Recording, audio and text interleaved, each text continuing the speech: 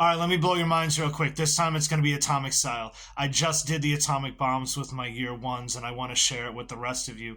So, when we're talking about the atomic decision that Truman made, right, it's immediately following Iwo Jima, Okinawa, and the firebombing of Japan. If we take all three of those events combined, we're talking about over 500,000 deaths, right? And we haven't even really gotten into the American invasion of the Japanese mainland, right? So if you're coming from a military perspective or maybe an orthodox historian perspective, you are looking at the dropping of the atomic bombs from a military vantage point, right? There are American generals who brought numbers to Truman saying that they estimate anywhere between 250 and 500,000 American lives being lost if the military were to invade Japan, and anywhere between 5 and 10 million Japanese lives lost. That's with military casualties as well as civilian casualties wrapped in that number, right? So the military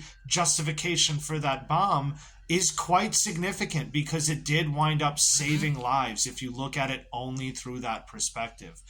Flipping to another one, the economic perspective. The Manhattan Project cost America about $2 billion, and the projects to create the B-29 was about another $2 billion, right? So all in, they're about $4 billion into that project.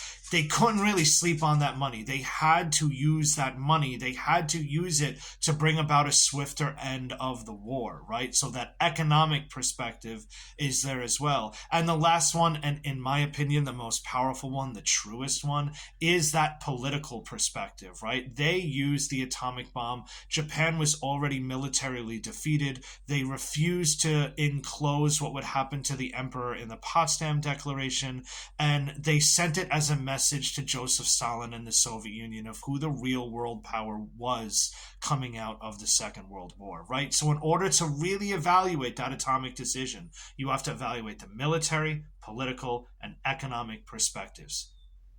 Let me know if you liked it. Hopefully it helped understand the atomic decision. As always, be good.